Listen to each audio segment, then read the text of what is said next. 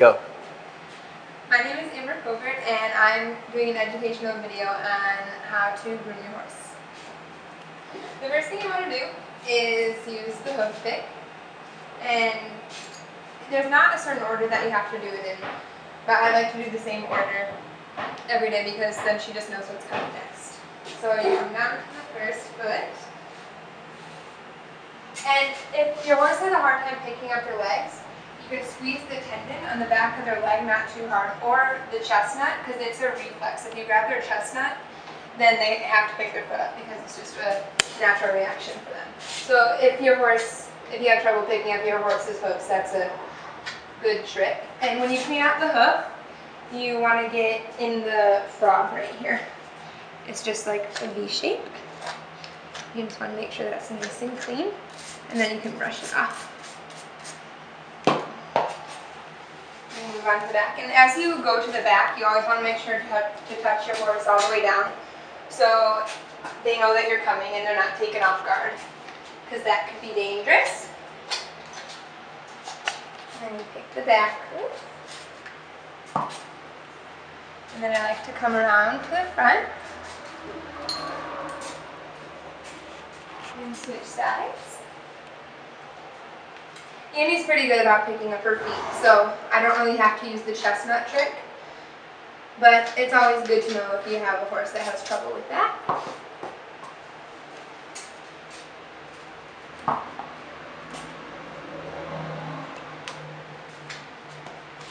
Okay. The next thing you want to do is use the curry comb. Now this has hard bristles, and you take this in a circular motion around their skin, because that gets all like the dirt and the mud that has been caked underneath that you couldn't get up with like a regular brush. So you do it in a circular motion. You don't go with the hair because it ruffles it up and gets underneath, and that gets all the mud out. And you do this all over their body. You want to be careful when you go under their belly, because some horses can get angry or girthy, so you just want to be careful when you're doing areas around the stomach and behind here. And a curry comb is also really good for shutting horses out, like when you're trying to get rid of their coat after the winter. A curry comb is really good for that.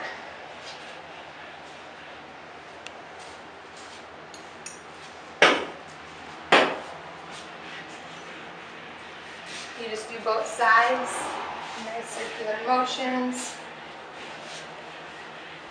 And then you're left with a bunch of dirt and hair on the surface of her body. So there's a lot of dirt that came out of that.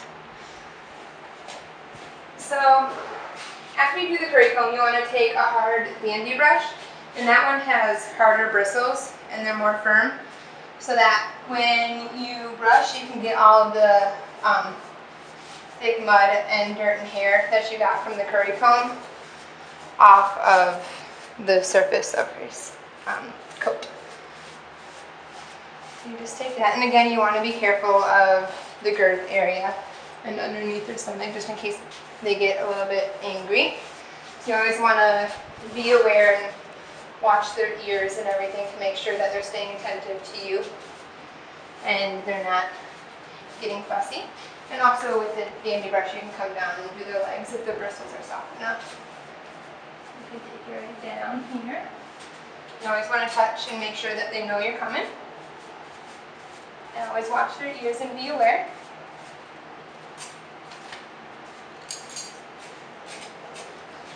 And then you just repeat the same thing on the other side.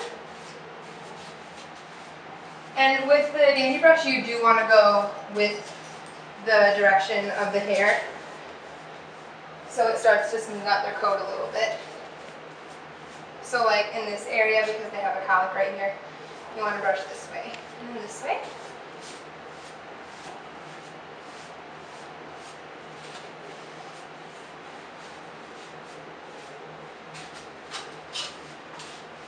Okay, after you do the hard brush, you want to take the soft brush, and this is just like the finishing touch on their coat, and This just takes off any of the remaining excess dust that's on the top of their coat after you just gave them the deeper cleaning with the curry comb and the dandy brush. So this is just kind of like a finishing touch on their coat. And you repeat the same thing on the other side.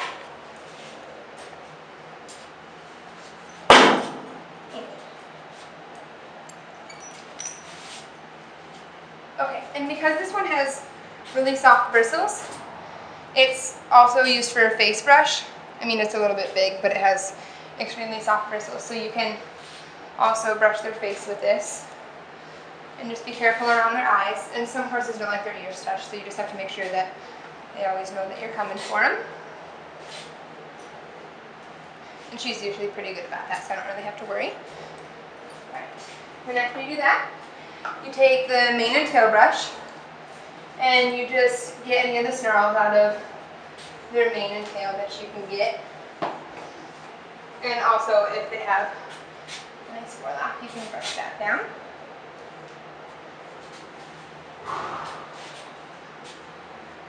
And when you brush the tail, you never want to stand directly behind them, because you don't know, even if you know your horse really well, they're unpredictable and you don't know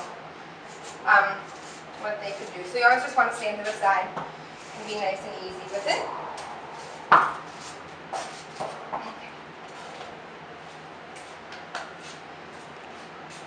And after you do the mane and tail brush, your horse is almost ready. You can take a wet cloth and get around their eyes, because if you see here around her eyes, sometimes, especially in the heat, it gets like sweaty and like hay, and they get eye boogers that like stick to them. So you just want to be careful, because some horses, can get spooky with it, but you just want to take a rag and wipe down their eyes a little bit.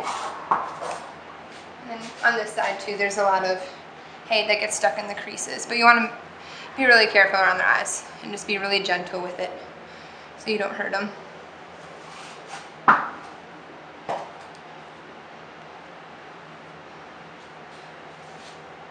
Okay, and then that is the last step, and then you can saddle up and get ready to ride.